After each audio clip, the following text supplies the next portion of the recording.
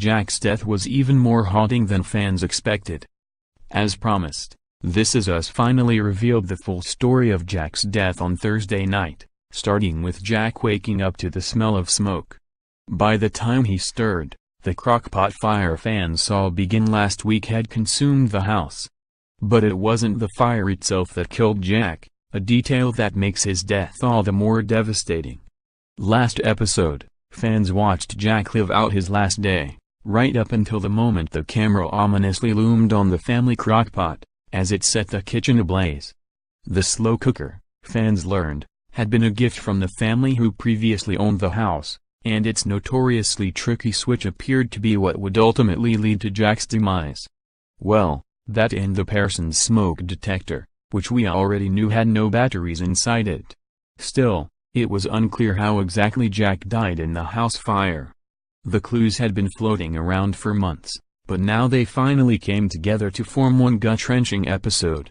This week, once he realized the house was on fire, Jack gathered Rebecca, Randall, and Kate. Kevin was not home the night of the fire. He lowered the kids and Rebecca to the ground from the second floor, which ends when their dog, Louie, began barking. Kate screamed for the dog, but he didn't come out on his own. Bent on saving their pet, Jack went back in the house, successfully saving Louie, as well as a few of the family's prized possessions. A photo album and a copy of Kate's audition tape to music school.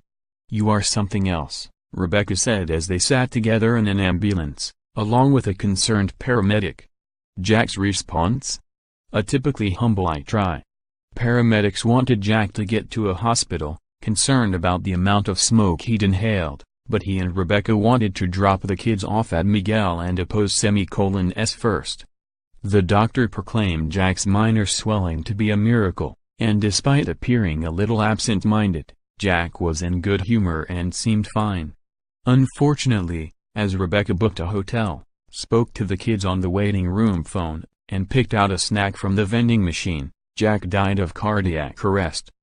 Kate blames herself, we learned, because of all the things Jack retrieved for her, because, as she put it, he cooled Nando's T-bear to disappoint me.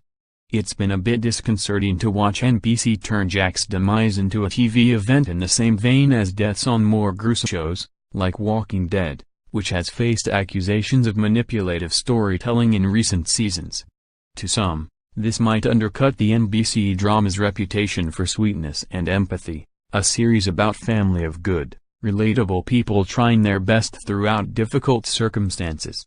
Whatever some might think of the show's chosen setup, however, it delivered exactly what it promised, one hell of a post-Super Bowl tearjerker. Use of this site constitutes acceptance of our user agreement and privacy policy.